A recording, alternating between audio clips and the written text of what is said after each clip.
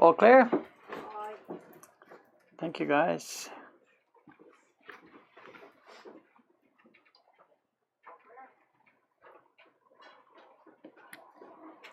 I didn't kill the audio here. I can hear an echo. Mute. Oh, people are there. Good morning, good morning. Yeah, coming along. Coming along, bit by bit. This is something that shouldn't have been anything more than a day's work if I was really, concentrating and had nothing else going on. Simple, simple job.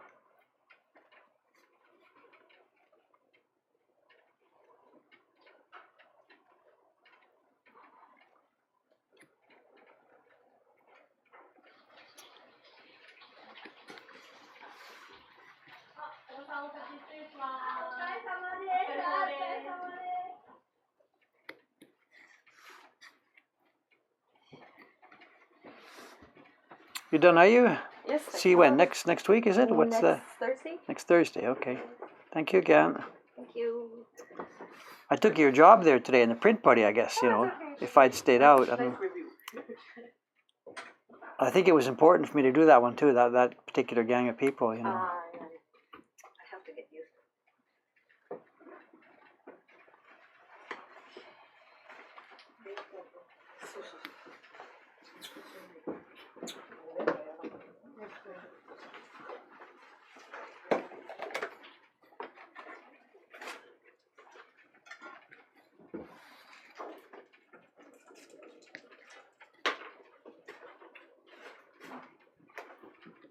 Do you have an umbrella and stuff, Tiko-san? You're okay? 大丈夫。昨日忘れちゃったんですよ。 Oh, so here, you left it here, you mean? Or do you have a long way from the station at your end?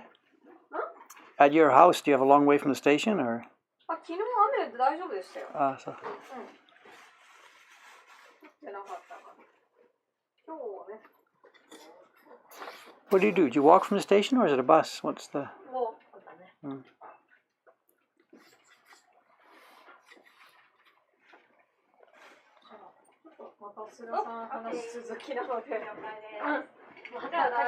Okay, good night. See you tomorrow. Okay, thank you.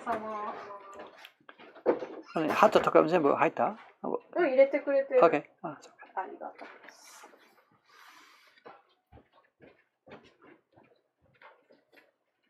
というわけで終わりました。お疲れ様でした。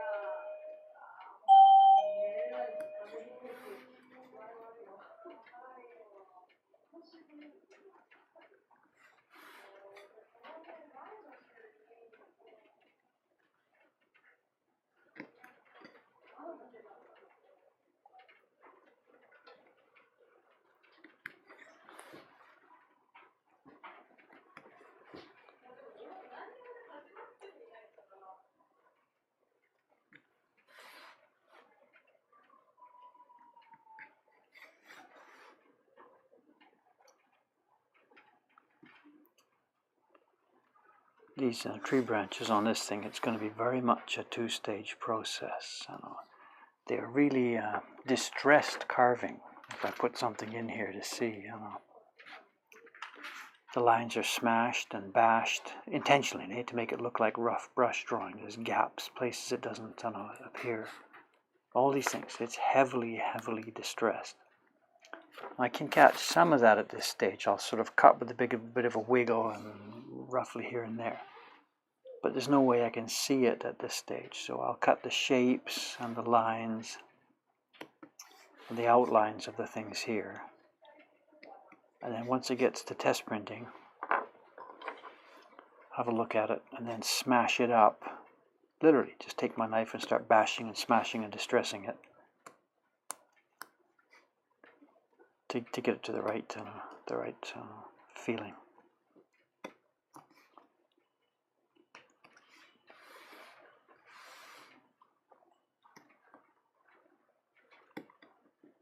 Those dots and things we did on the octopus, each dot was individually carved, but here the roughness on this wood won't be individually carved, so my print won't match the original dot for dot, distress for distress. I'll do the same thing he did. I'll carve a generally correct shape first, and then literally knock it up.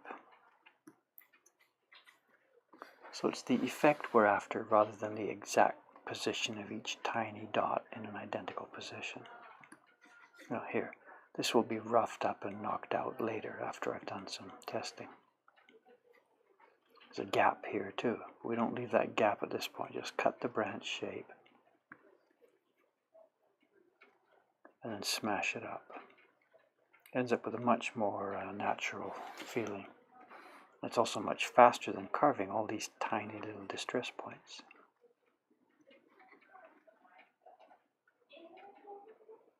It's kasure bori, scratch carving, sometimes called sabi bori.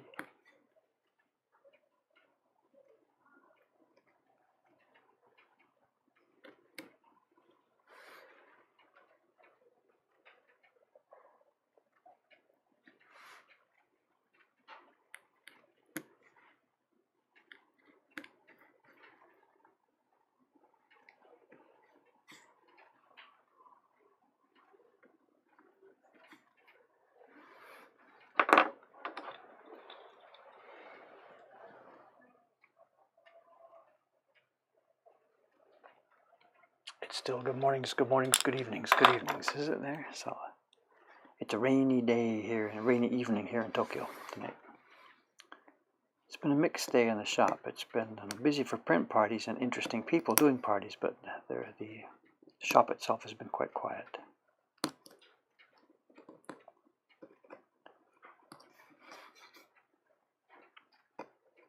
We had good fun though, some good fun parties today, 3 of them.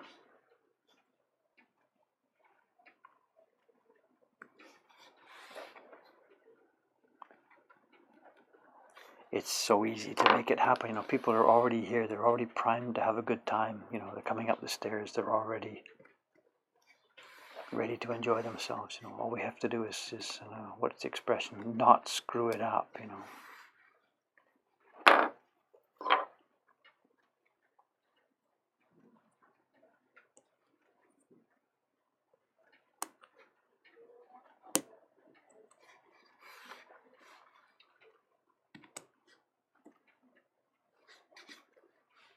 Oh, I think that's all out. Those are shadow leaves in colors. Let me just check before I take them out.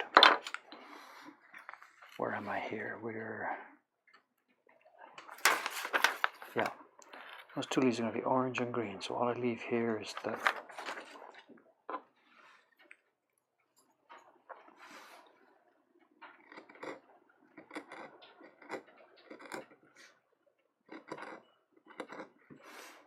those leaves will be on color blocks, not on this black block.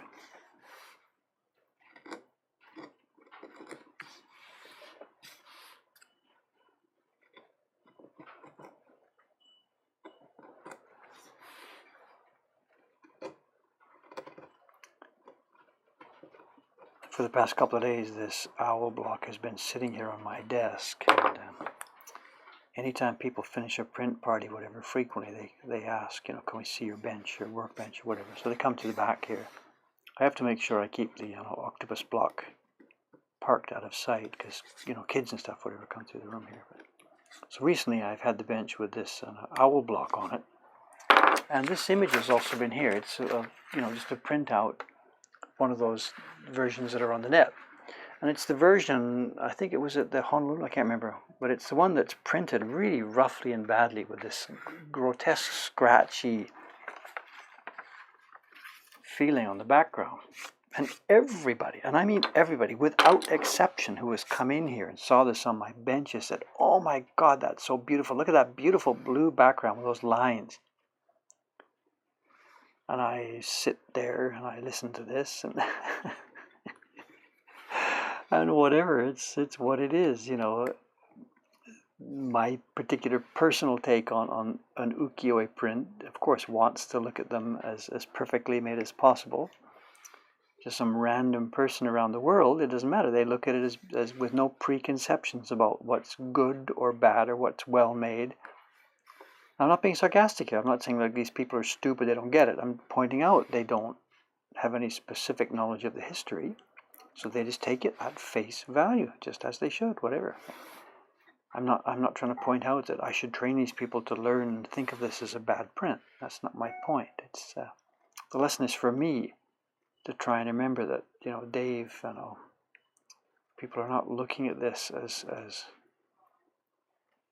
intensely serious as you are. They're looking for attractive work.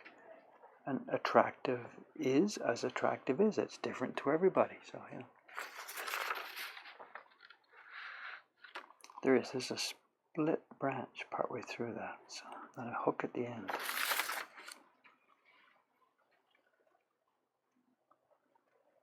So we're constantly sort of not wrestling with this, because we know we want to make prints the way we like to make them, as clean and neatly as possible.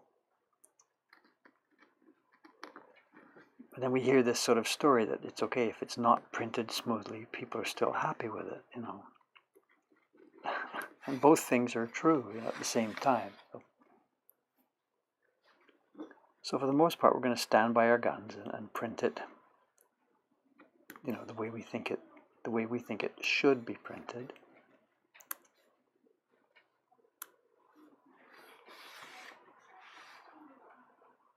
Because that's all you can do, make your own standards, and we set our own personal standards.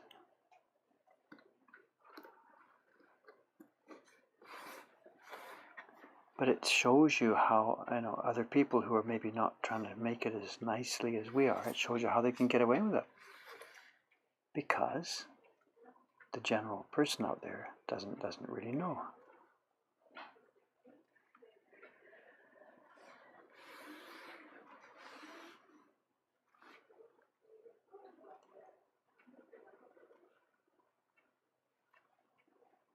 I don't know, if I'm not careful when I talk about that stuff, it just sounds like I'm being pretentious, We know what's good and you don't know what's good, and we're going to tell you what's good. It's just, we have a very specific viewpoint. We know the history, and that's it. It's our quite a sort of a specialist viewpoint. It doesn't negate the generalist's viewpoint. It's just a different viewpoint. But it's so funny to hear that. Oh, that's so beautiful. When for me, it's gag me with a spoon, whatever the expression my daughter used to use was.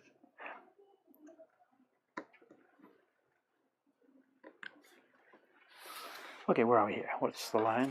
Check each one of these before I carve them, It's a line that comes down here, and then there's another branch that comes up the top. So there's a gap there. Okay, let's do this.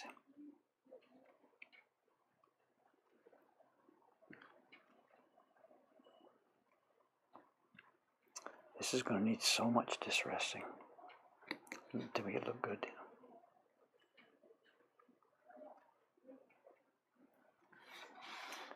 And even there's probably hypocrisy in what I just said. The branches here, we're going to carve them clean and then distress them rough. Why isn't it okay for the same thing in the printing? Why can't the printing be rough and textured? Why does it have to be smooth?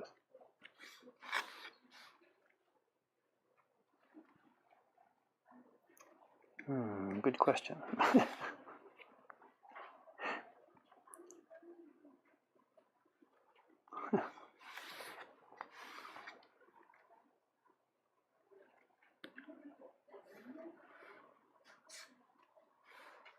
Okay, where am I going next? What have we got here? I got to keep these in mind. They're really difficult to see. There's a vertical with a horizontal. Where did they go from there?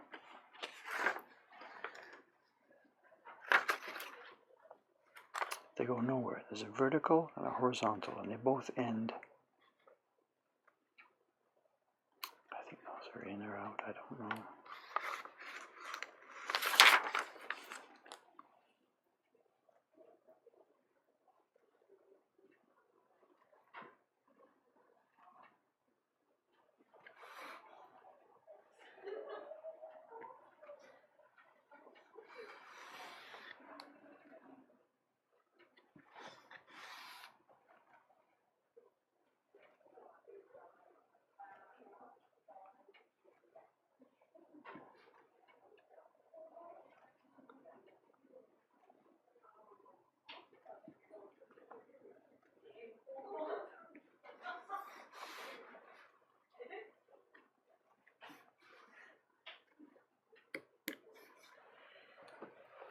Oh, talk.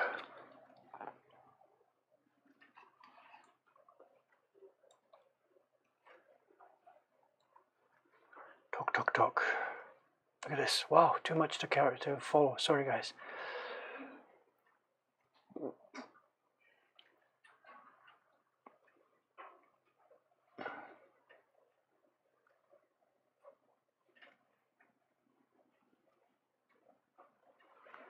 Not sure I understand most of what's going on there, but whatever.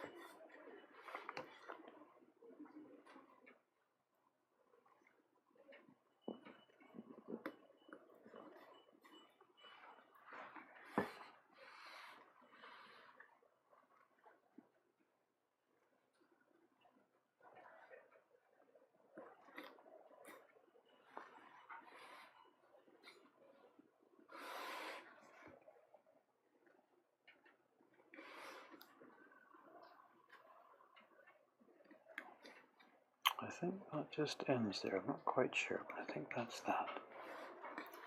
There's another new one comes sprouting up here.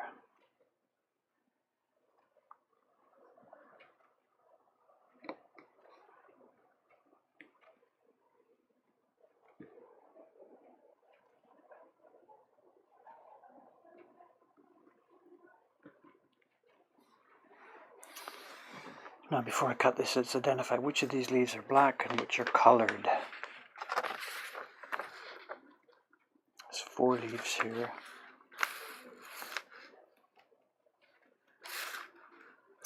5. 1, 2, 3, 4, 5. Actually, these are all black. What I see, everything I see here should be cut.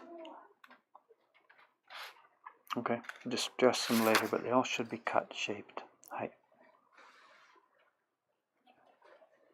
So just cut what you see here, Dave. Don't worry about what it is right now. Just cut what you see.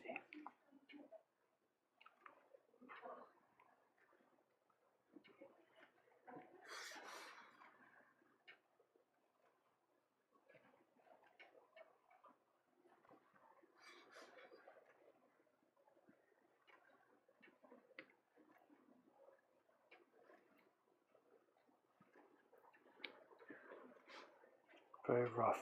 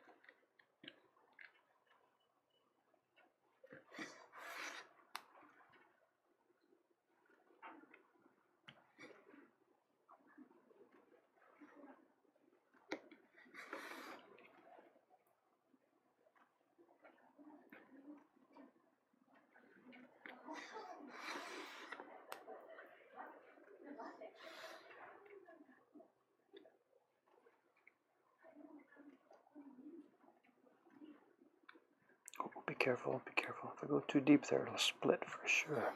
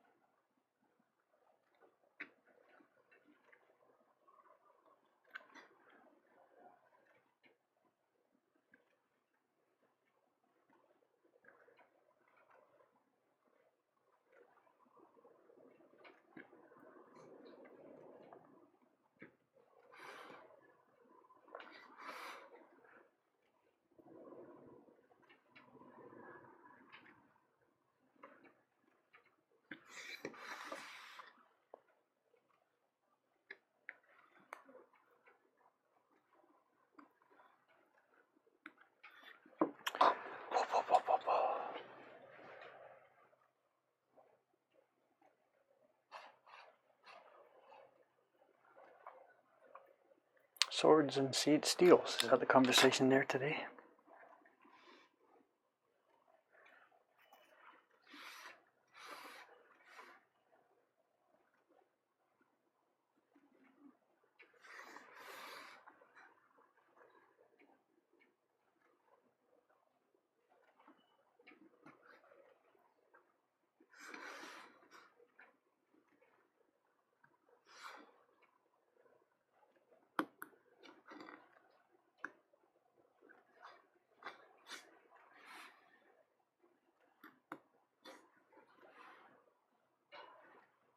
Well, I think that's that group. What's next? Oh, no, up here. What's here?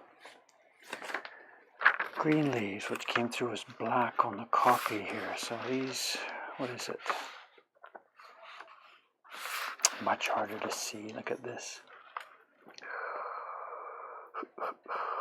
I'm going to have to be just checking back and forth.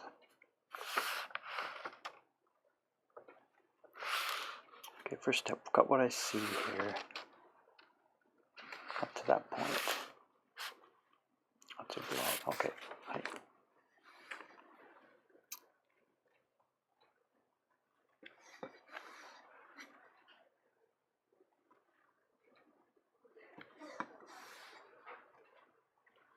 Put the line in because that's where the edge of the print's going to be. We're trimming a bit of this now. There's some stuff disappearing. I'm making mine physically smaller, but I'm also trimming some of the content.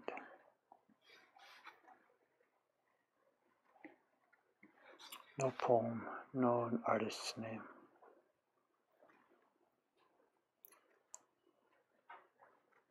Very much a simplified version here.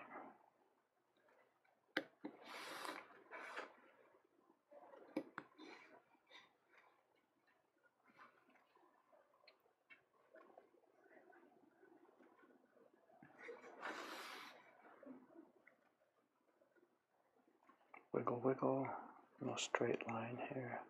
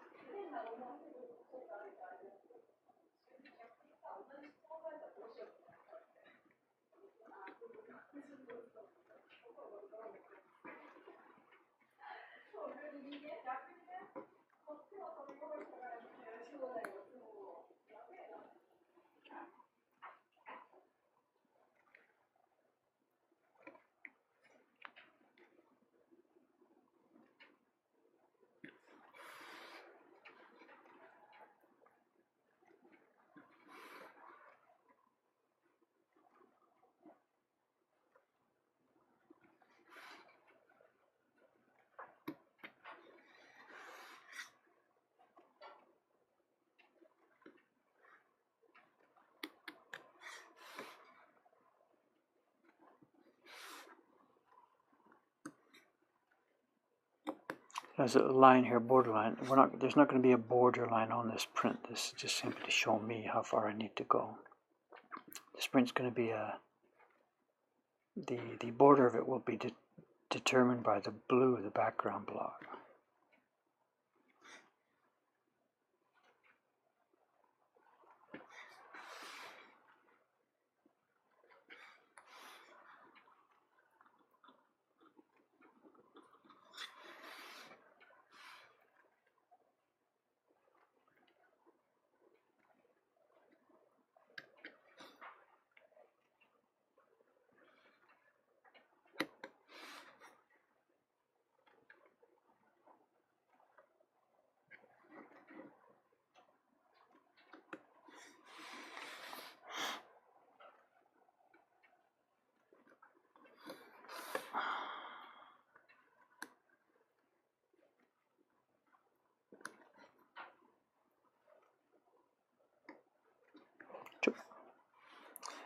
Now what's in this mess? It's really hard to see. That leaf comes around.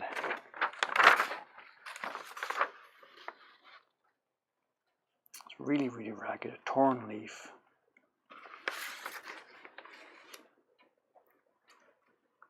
And I don't think we need anything else there. Just put a couple of branches. What's at the top there? I see the leaf coming in from the outside here. Okay. do that.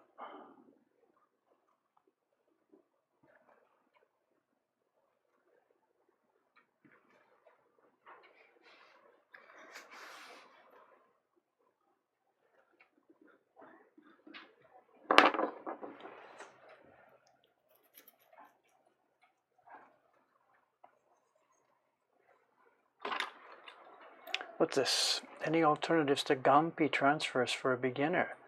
A million ways to do it. Sure, I know. I didn't have Gampi for the first, 20, 30 prints I made. I know.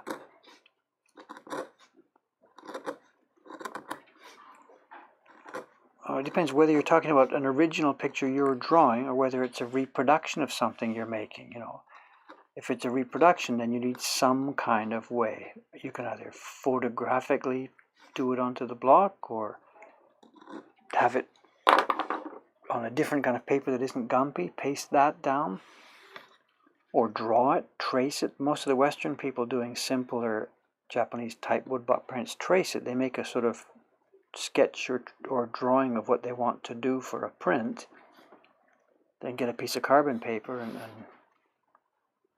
use the carbon paper to trace it onto the block, And do the same thing for different blocks. You make a full color mock-up, then use carbon paper to trace off the blue block, the red block, the whatever block onto the wood. There's any number of ways to do it. If it's really super delicate, fine line stuff like we're trying to do here in the ukiyo-e world, then yeah, you need something like this Gampi, some kind of tracing paper. There's lots of Western tracing papers.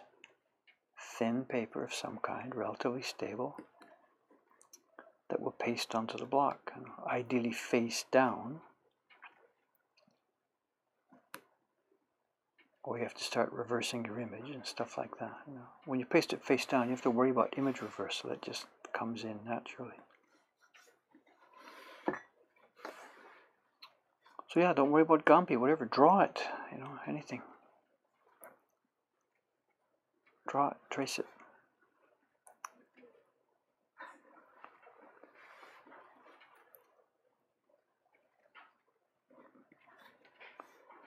Okay, I think this corner is now done. D-O-N-E, I think. Key block lines are done, I think. Let's pull this out because it's hard to understand. Later when I'm clearing, I won't know what's in and what's out.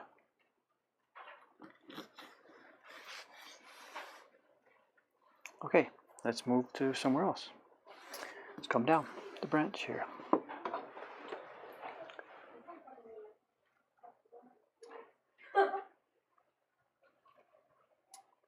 What do you mean by trade? Trace, kinda?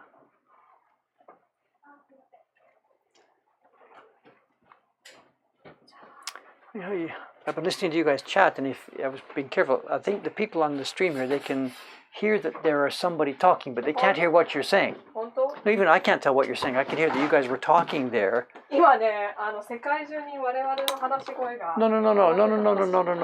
As I said, 人が話すとちょっとだけ聞こえますが、言葉までは聞こえない。だから I wouldn't do that. Let you guys talk and the whole world is listening, So そこまでは。いや、ちょっと階段がちょっとエコでしょ。It's all concrete. そう。じゃあ聞こえてたかもしれないね。I wouldn't do that to you, but just be aware that there are, this is from 5:30. There are people listening. So if you have things you don't want people to hear, don't talk about it in the stairwell at 5:30. So.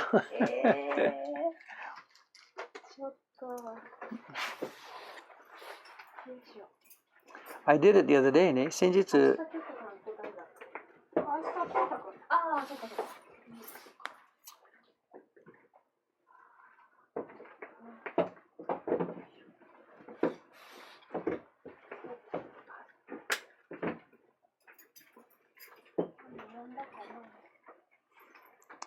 ちょっとポチポチみたいでしょ。ポチポチ。I don't know.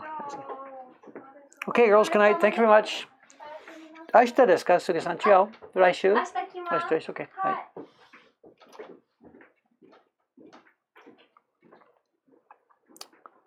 This is Suga-san and Teiko-san leaving. They're late tonight, but they finished their work a half an hour. They've just been standing, chatting, whatever. So I have no argument, you know, the policy of trying to get people out of here with no overtime and as early as possible.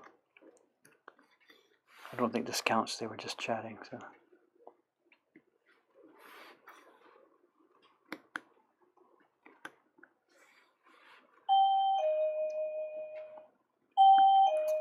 Out they go, and that should be the last time I hear that bell tonight.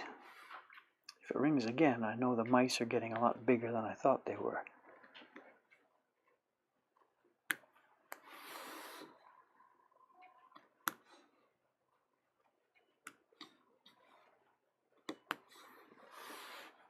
Again, these lines, why, what's that? They're coming back up.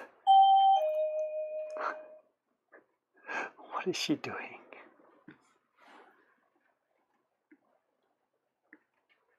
No, they're there, they're going out. I hear the door banging down there.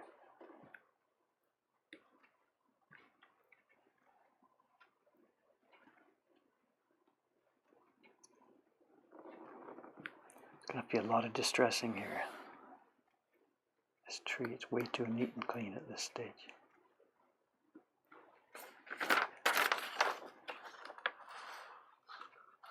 Can't even see it.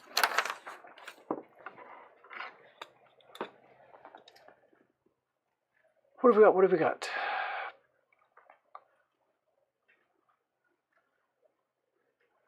Oh, all kinds of conversations going on. No idea what you guys are talking about. Good, have a go.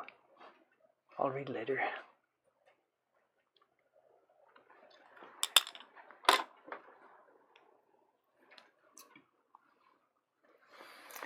Actually, transferring somebody, I think it was somebody in one of these Twitch streams, sent me through a link to something. There's a new kind of transfer system some guy in France has worked out. It's something fairly chemical, so I don't think I was too interested in it, but it was a way that you could, take things like photographs and whatever, and put some kind of chemical on the wood and then rub it on from the back, and it magically transferred all your Photoshop information or inkjet print or whatever it was. Transferred it beautifully and cleanly onto the wood. Started with a P, I forget the guy's name. There's YouTube videos about it, there's all kinds of information about it. So there's lots of ways these days to get the information onto the wood.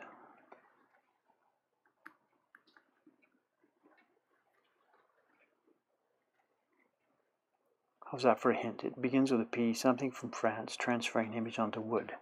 Is the stream here going to be able to find it?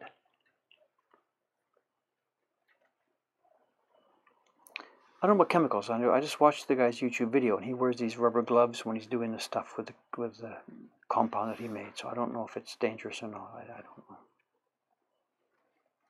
I think it began with a P, his name.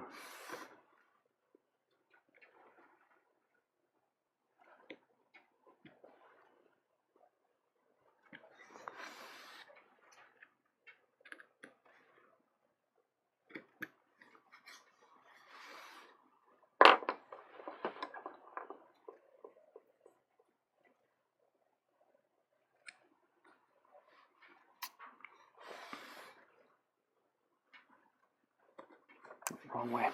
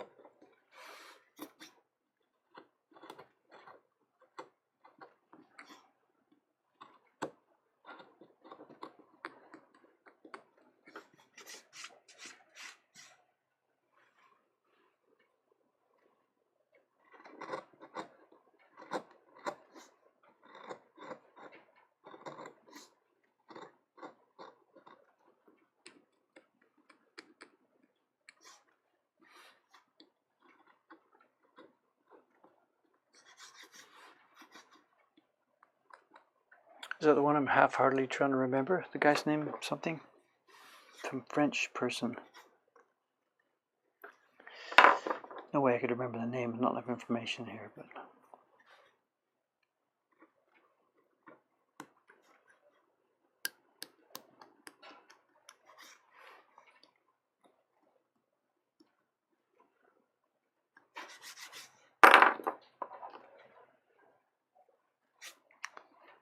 Okay, where are we? Bottom side of the branch here.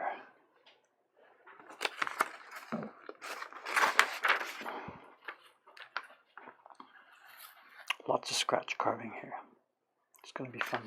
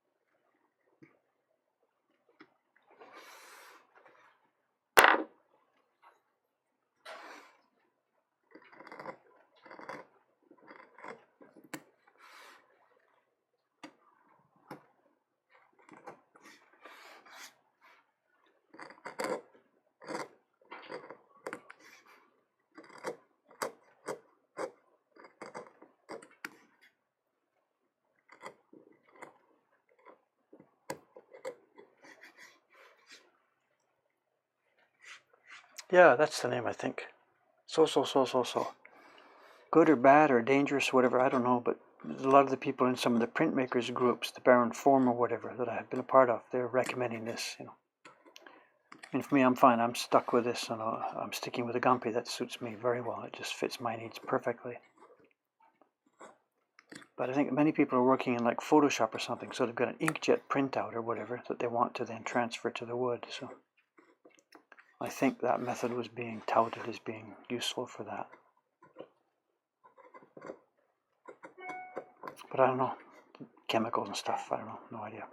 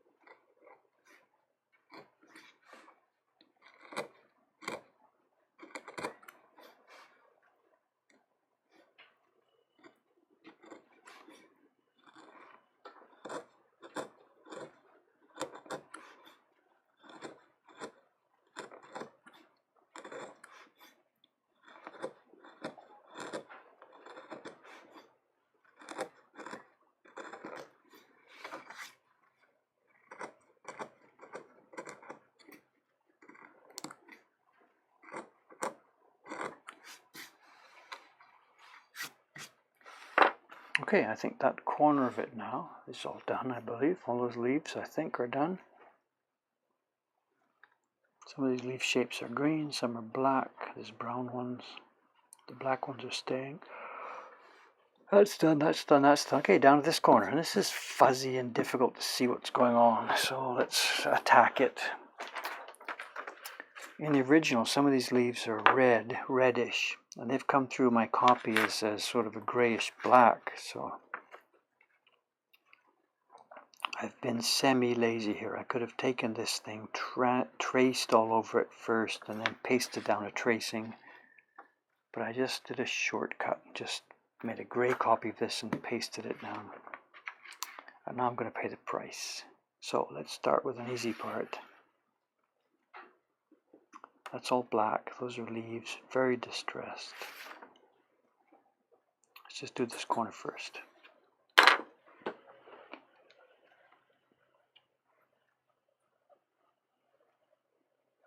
Yeah, you said color blocks are made from the key block, but that's only if there's a line work involved. Eh? I know color blocks like my friend Matt Brown in New Hampshire is doing. There's no key block, so he's just doing his color blocks all independently. There's no single block that ties the whole thing together. So the key system only works when you have a line work that determines most of the areas. You know. This one, for example, this print I'm doing now, after I finish this key block, I'm going to start carving color blocks.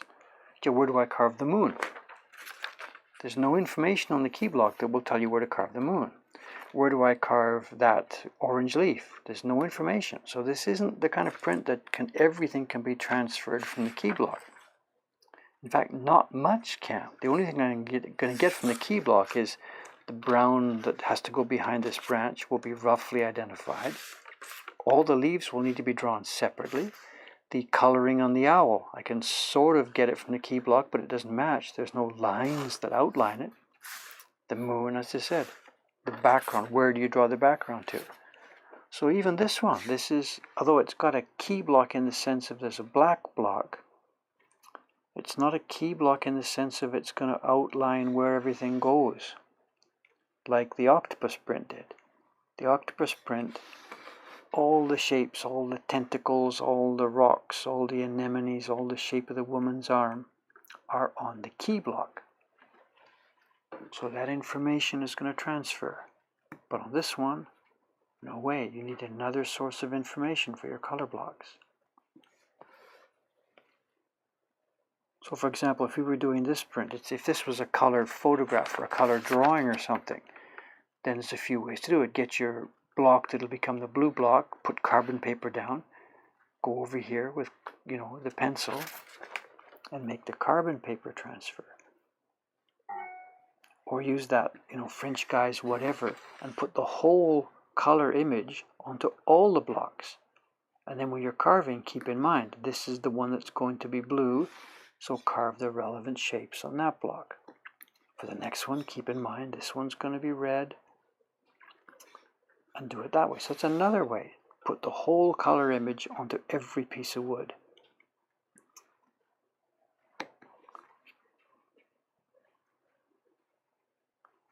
So when people ask me what's the best system, without knowing what kind of image they're doing, is it an outline image, is it a vague image, without knowing that,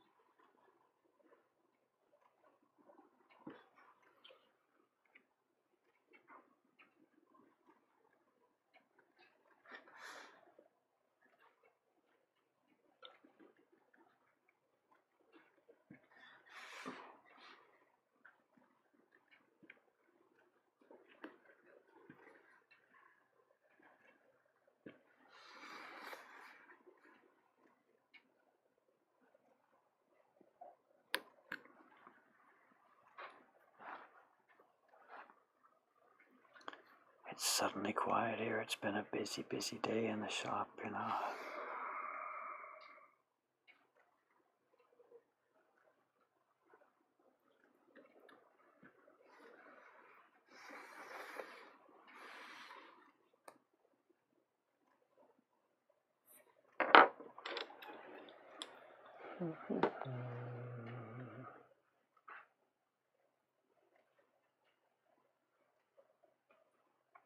Twitch information still says you're working on the Optimus print, by the way.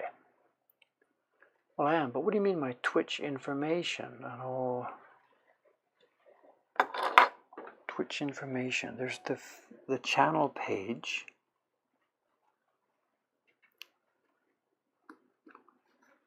Okay, well, I'll have a look at it. I mean, I am still working in the Octopus print. Just there's a bunch of other jobs here that have come and knocked it off my bench for the moment. This gift print just simply has to be done. This is very time sensitive, and it's got to be up on our website within a week or so. So it pushed the Octopus away just for a short time. Then there's another job on the bench right beside me right now, the color separation work for the first boss fight print, the one in the Kickstarter campaign. That's time sensitive, but a tiny bit less time sensitive than the gift print.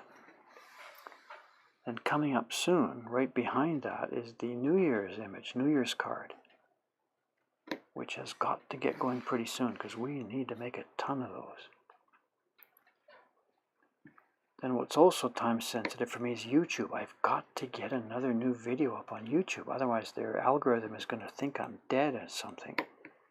The number of views per day has dropped precipitously in the last few days, from over 20,000 a day down to about 7,000 a day.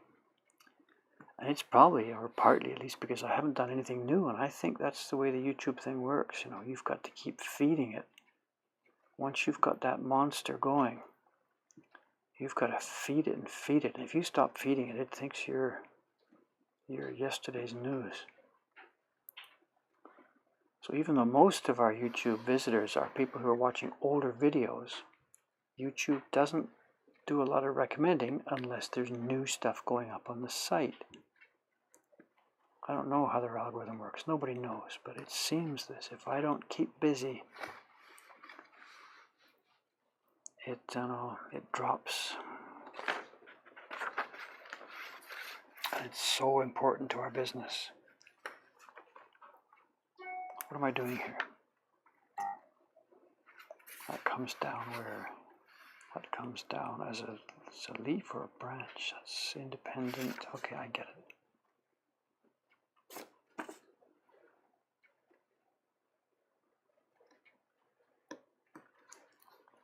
Yeah, the YouTube thing is a monster that we have now created, and it's just got a huge mouth open and it's saying, feed me, feed me, feed me.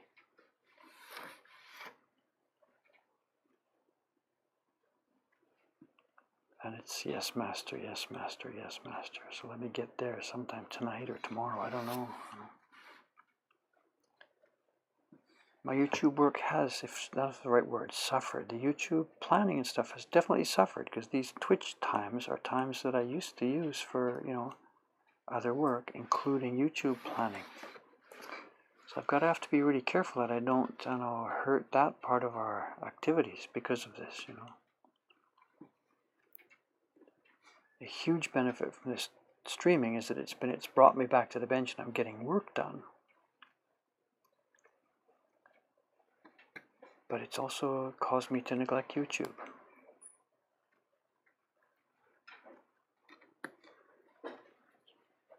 And that's far more important to our actual activities. This is fun and everything else. But when we do something on YouTube, man, it reflects right down through everything. Bang, bang, bang, bang, bang. Website visits, orders, you name it.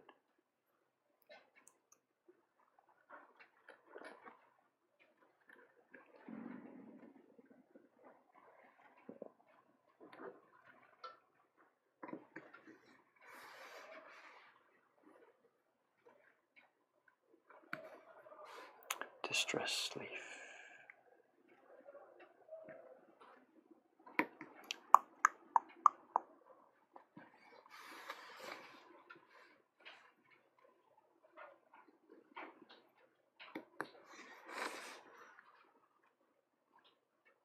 Our business now, over the change for the past, gradually over the past 20 years, after starting a website in 1997 or 6 or whatever it was, 1996, bit by bit by bit, social media has become more and more integral to what we do.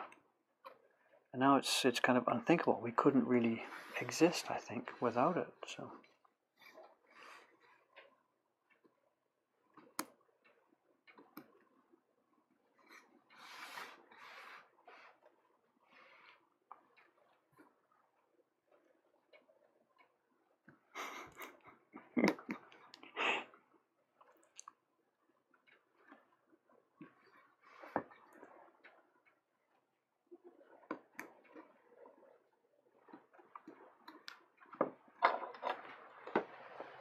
The YouTube monster, feed me, yes.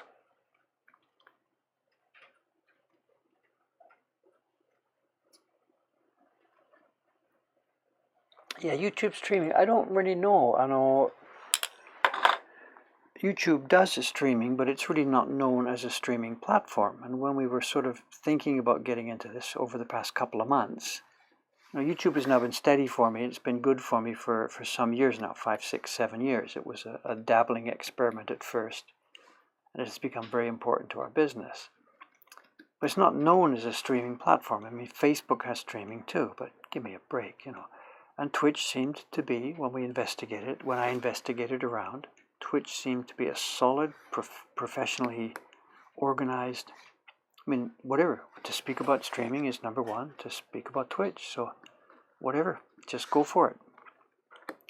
Don't fool around, and that's what we did. Just did a bit of reading, set it up, and away we go. Even though Twitch obviously is a game thing originally and set up that way, I think it's going to explode into something else, or it has the potential to explode into something else. I mean, we're not the first person on Twitch here who is a non-gamer, Not even the first woodworker here, So it just seemed like much more sense to do it on Twitch, because Twitch is the place where streaming happens, Though also, it's not the first time we've done this, I was on Ustream. If you go back about 4 years ago, we had a Ustream channel running from my Ome workshop. And then before that, we're talking about 10 years ago, I used to do webcam stuff with a simple webcam I put up, Skype for the audio. And we had streams where people watched and called in on Skype, and we had conversations. And this is 12, 13, 14 years ago, So I'm not a total newbie here, but after being away from it for a few years, coming back to it, it was no sense in rolling my own solution, because this thing exists, this Twitch exists. But yeah, been here and done that many, many, many years ago.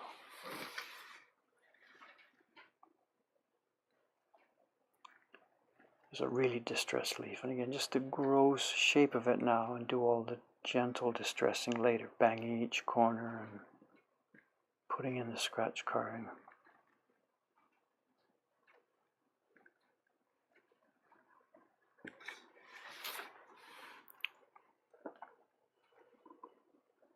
Be careful, break the knife here, don't go in too far, Dave.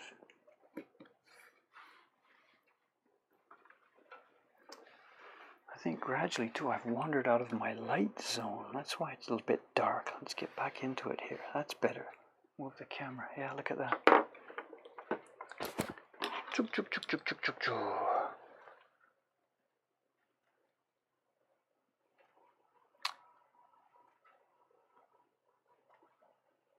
Amazon, funny, interesting. We had an Australian couple today doing a print party.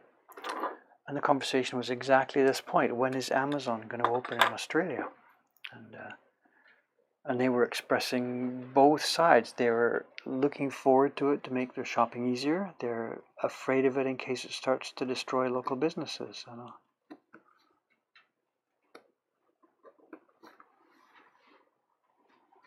I had no idea that Amazon wasn't there until they told me that this afternoon. And now here on this Twitch stream, I see the same news.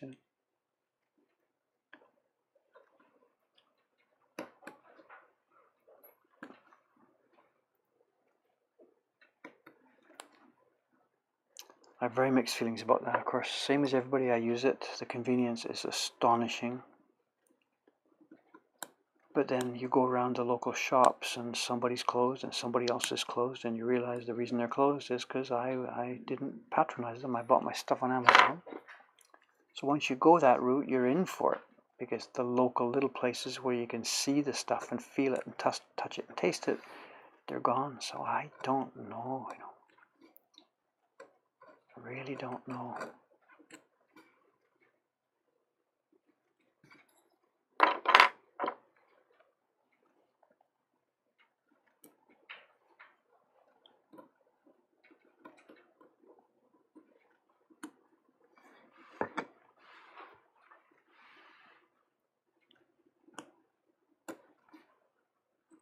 Okay, that patch is done. What's next? Let's go to the next patch. I think the next patch is just veins. Let's have a look at it here. Yes, it's a red leaf, so it's come through as gray, but there's veins. We've got 1, 2, 3, 4, 5. I guess it's a maple leaf. Let's have a go at it. Let's follow the path down here.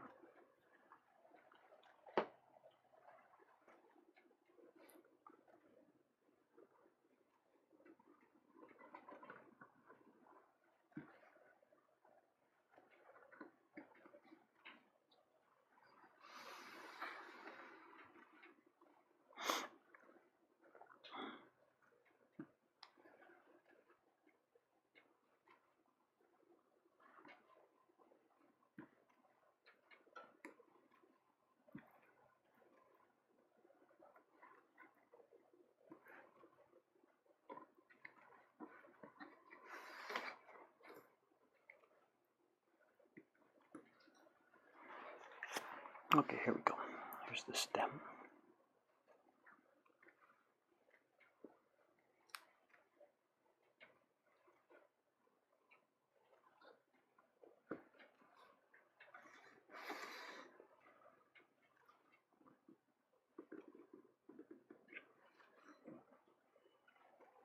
Where we've got, let's just do these one by one around the circle.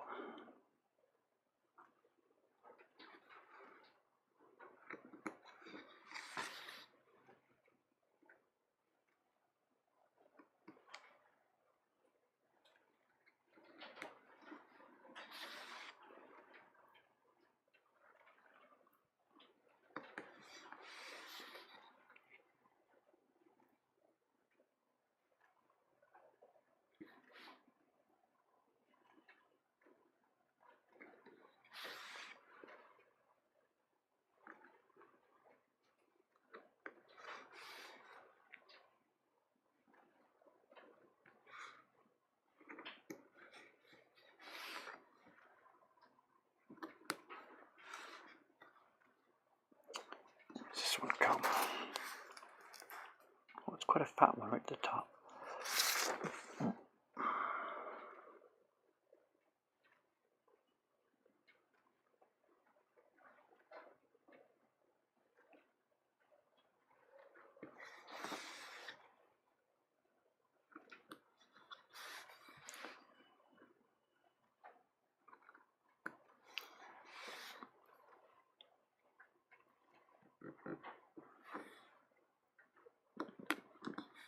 We had a bit of news here. I wasn't streaming Tuesday. I was doing odd jobs Tuesday, including some programming, catching up on some paperwork and bookwork and stuff.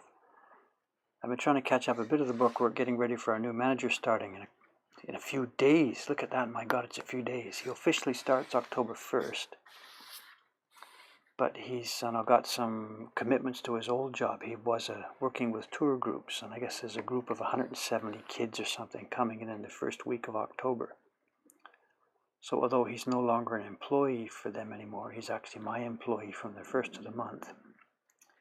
He asked for permission to go and, take care of that commitment during the first week of October. So sure, go ahead, go for it, whatever. Come here with a clean conscience and whatever.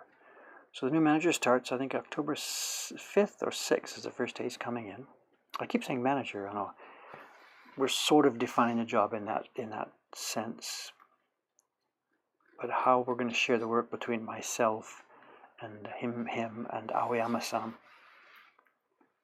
the young boy who's been working with me to build stuff around here and do sizing and make wood blocks, and he's also been doing web work. So it's going to be sort of a triumvirate, I think. I'm not quite sure how it's going to work out. Anyway, in preparation for him coming, I've been sort of trying to catch up a bit of my overdue paperwork so that he doesn't come here and find a shoebox environment. Oh my God, when's the last time you did your accounting, you know? We have all the accounting for us mostly happens day by day because it's automated, but what doesn't happen day by day is punching in all the little isolated receipts, the taxi I rode yesterday or stuff like this.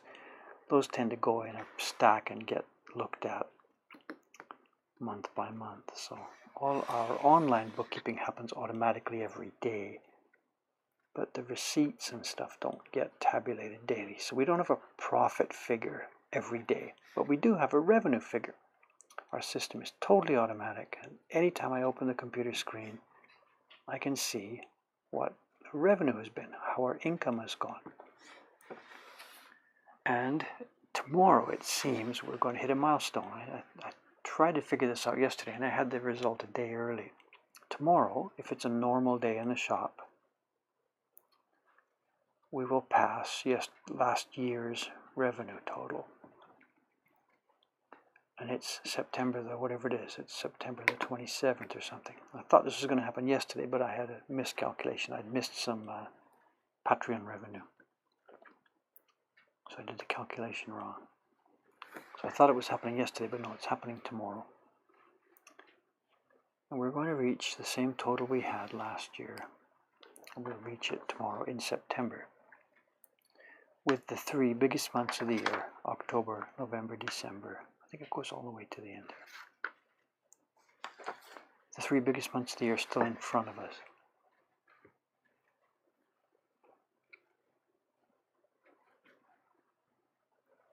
So I'm sort of grinning at this for a couple of reasons. I'm grinning at it because it's sort of good news. Of course, we're doing well in terms of overall revenue. Our business is growing a little bit.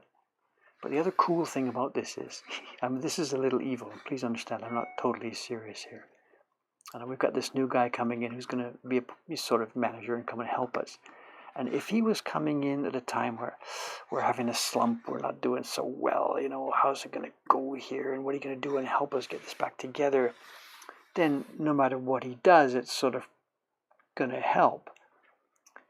But because we are on a roll right now, it makes it more difficult for the new guy coming in to make his mark. You know, he's going to want to change stuff and help stuff and see if we can boost things. And yet we're doing really, really well without him.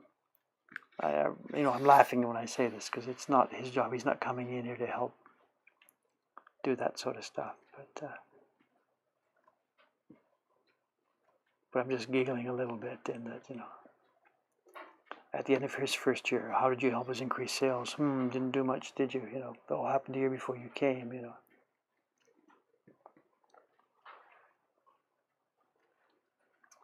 But as I said, he's not here to sell stuff. He's here to organize things, help me get back to work, you know.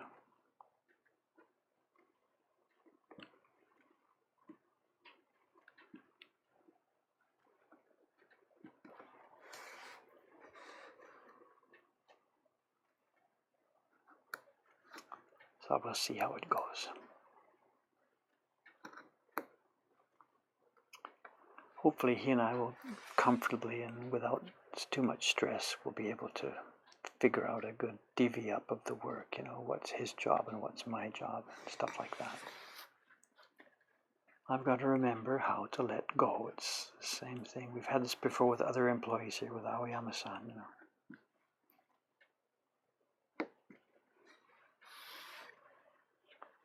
We had that in Ome. The first day that Aoyama-san, he was called Lee-san, and the first day he worked for us, we didn't have Mokuhankan, and I was still an independent printmaker, but I needed help with making some of the boxes that I was making for my prints. This young guy had been introduced to me as being a useful sort of young guy handyman. He could do stuff without being instructed too much and whatever. So he'd come over to the Ome workshop one afternoon, and it was crazy busy. I was downstairs printing and whatever, and I don't even remember how it started. Look, oh, Lisa, and just whatever, go upstairs. There's a workshop. You and I will be making boxes, and just have a look and just sort of get it cleaned up a little bit, okay? And I was thinking in terms of broom and vacuum cleaning, whatever. Just get up there and clean it up a little bit. And I go up there a couple of hours later, and this is a once in a lifetime kind of experience that happened. What the guy had done was he had taken apart my workbenches, rearranged them in a whole different layout and setup, moved power tools around the room here and there. He had turned that place upside down. I get to the top of the stairs, I look in it, and my first reaction was to say, oh my God, what have you done? It's my workshop. That's my way of doing stuff. Let's put it back together. This was my first reaction. Didn't make it to my mouth.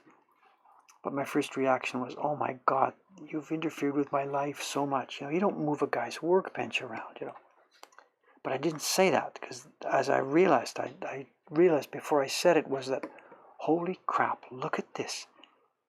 This guy can actually, this guy's got initiative. He didn't need instructions. He's done all this. You told him, get the place ready for this new job. We're going to work making these boxes. And he took that and he ran with it.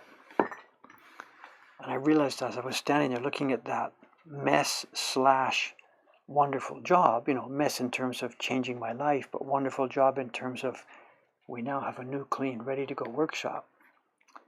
And I realized, wow, this is interesting. We have a guy here who can go places. And that's the one Aoyama-san, who's still here now. He's helped me build the shop. He's doing sizing. He built sizing machines. And I can't say once in a lifetime, but finding a person like that, wow. And to think that how close I was in the first idiotic minutes of seeing what he did, of firing him. Go away, you've destroyed my workshop. Luckily, common sense prevailed, He's a good guy, a good kid. We've since then tried to talk to him about, he could have been actually the first employee here, full-time employee, but he doesn't want to do that. He doesn't want to totally hitch his wagon to our setup here. Okay, I think that's the next one. That's 5. That's way, way, way too clean. Those veins of this maple leaf, way too clean. But as I said, this is step 1. We will start distressing. Okay, what's next? Let's try this one up here. What is it? It's another maple leaf. It's torn. It's only got 1, 2, 3, 4. There's nothing below it. It's clearly separated. Let's do this.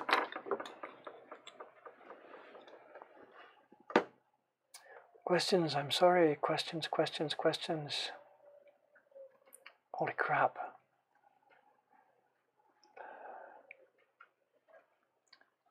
Why does Dave use wood for carving instead of lino? Well, this is our tradition. We're making Japanese woodblock prints, and the wood really absorbs the water in a specific way that other substances don't.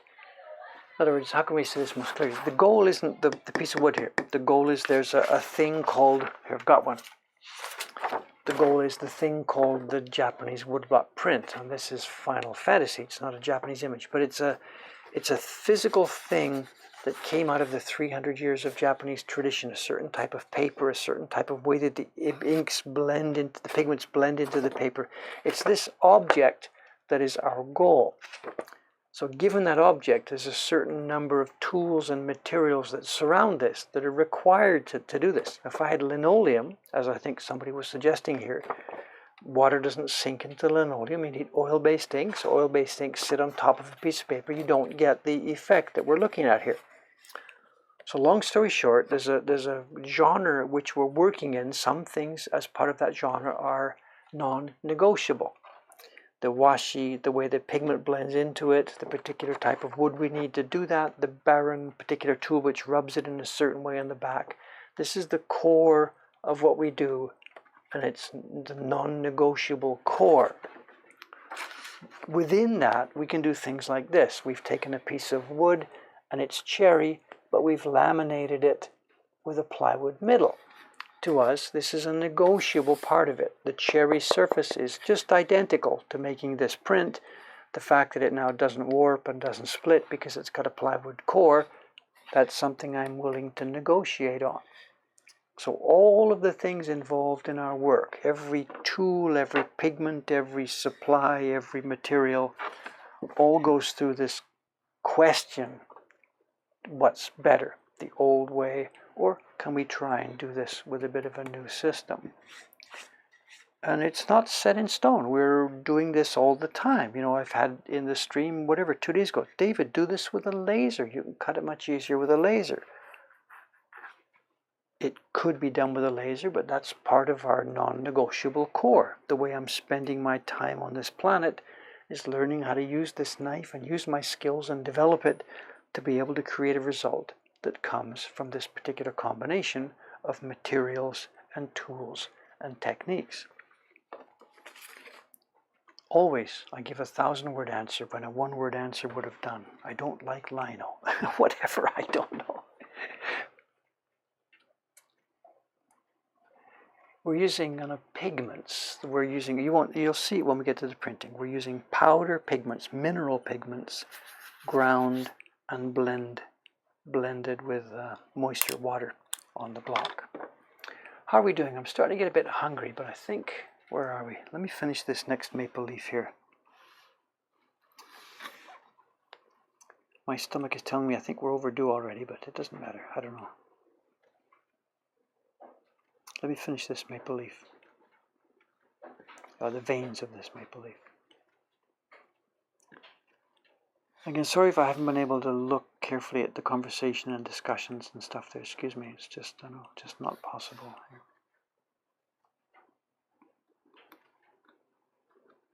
Then, if we're getting closer towards the end of the stream, and while I'm doing this leaf, I should do the recap and wrap up and ready for what's going on. Today's Thursday. It's Thursday night. We've had 2 steady streams today. Tomorrow's Friday. There will be 2 streams, I believe, but it won't be the kind of steady thing we've seen today.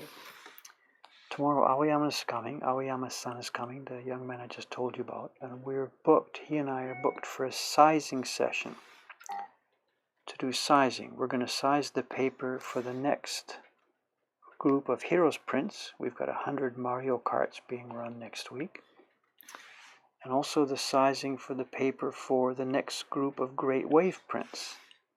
Our young printer Yamamoto-kun is starting those October 3rd, and he needs the paper, so tomorrow Aoyama-san and I are going to do the sizing.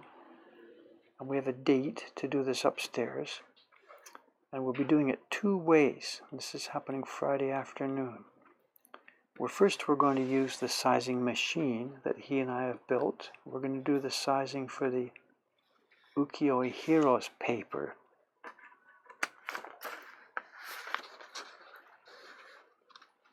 With the sizing machine. And then, once that's done, I'm going to switch to brush, and I'm going to use the old technique of brushing it to do the sizing for the paper for the Great Wave print. And there's a couple of reasons for that. The Great Wave print is a totally classic ukiyo-e print, and we have some very thin, kind of brittle paper that we use for that, very much in the old tradition. The ukiyo-e Heroes prints we're doing are much more color overlay. They're actually sort of moving towards a shinhanga taste. So we need a thicker paper for that. So we're going to use the sizing machine for the thicker paper. I'm going to use the old brush technique to do the thinner paper for the Great Wave. But the other reason for it, and Aoyama-san laughs at me for this, is that, where am I? Just a minute, I get lost here. Where am I? Here we are, this group. That top one just curves up.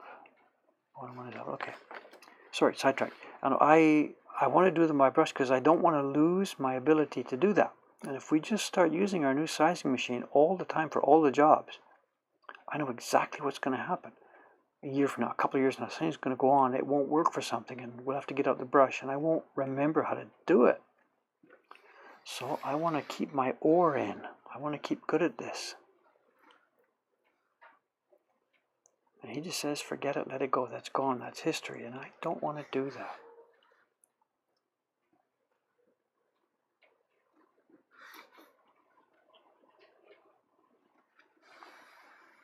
So anyway, so what I was trying to say was the schedule. So that's happening Friday afternoon. Now, how much of it's going to happen on Twitch, I don't know. It all depends on the timing and the schedule.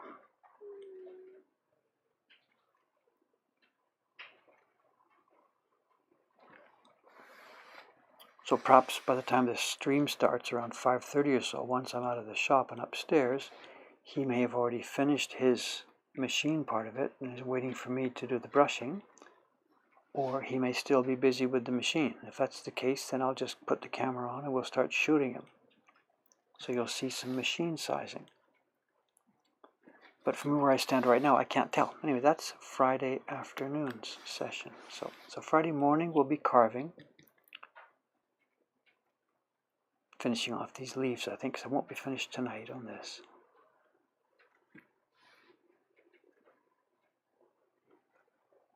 Friday morning will be leaf carving here, and Friday afternoon will be sizing upstairs. And beyond that, on the weekend, I can't see that far in advance. I'm sorry.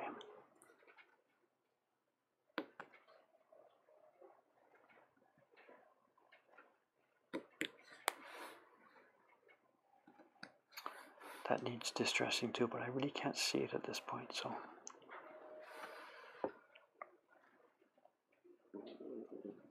Oh, I'm hungry.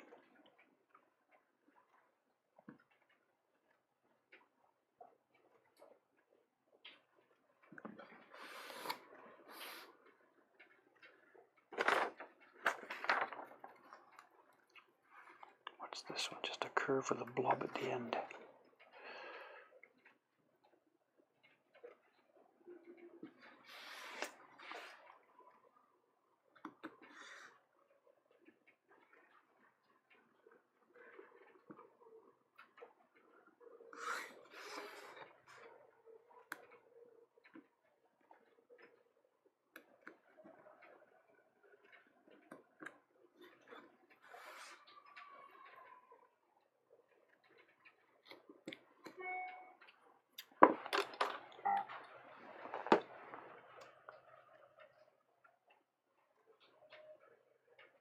Boy, lots of conversation. I seem to have missed everything tonight, you know. I have the sensation tonight that I've been sort of not distracted, but disconnected from the stream. There's been sort of a chat and things happening over there, and there's been this thing happening over here. And tonight there seems to be a bit of a sort of a disconnect between the two worlds. I'm sorry, I know.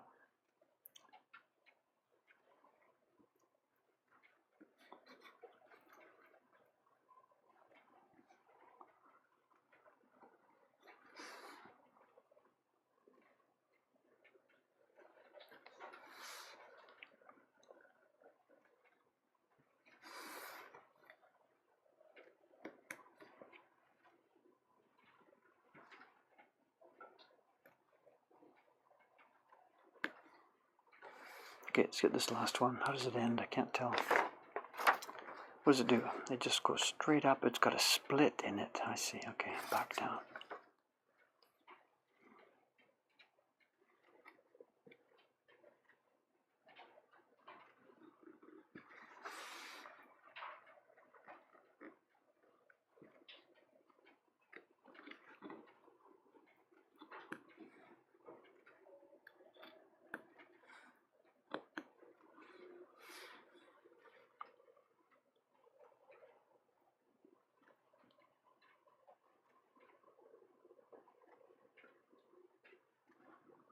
Seems okay.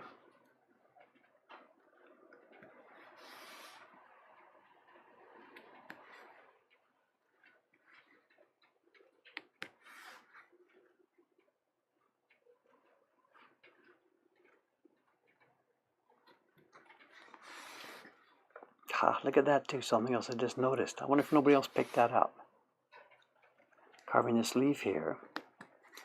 But I just noticed over here, right near to it, look at this. There's a part of the owl that's not finished yet. I didn't notice that. So there we are. I have to catch that tomorrow morning. I'm disappointed in the Twitch community for not catching this error for me.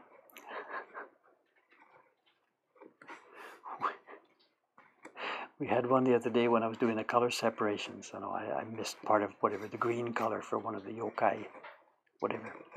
And there were people all over the stream. Dave, you missed a bit, you missed a bit, you missed a bit. So it's great. I feel like I've got a backup there, people watching and keeping in touch with what I'm doing and catching me when I'm about to make a mistake. But nobody seems to have picked up that one. Anyway, I did. So, okay, here we go. I am really hungry. Time to get for dinner. As again, recap. This is Friday. I'll be here tomorrow morning with more carving on this block. Tomorrow afternoon for, I believe, a sizing stream. After that, I can't see. Look at this. Looks so cute.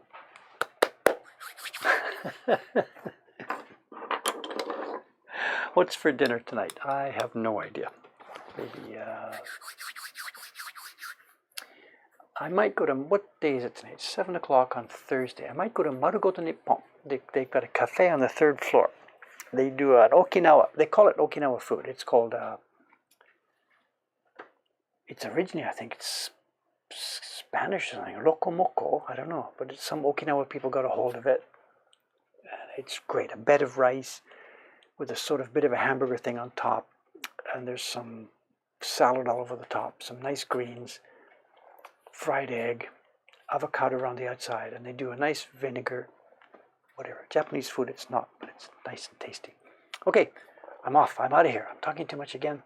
Thanks for watching. I'm really going to have an interesting time reading the stream tonight because I think there's lots of stuff in there. I'll see you next time. First step, my camera off. Taco rice, yeah. Rokomoko janai. Taco rice, I think they call it. You're right. Good night, everybody. Thanks again for watching.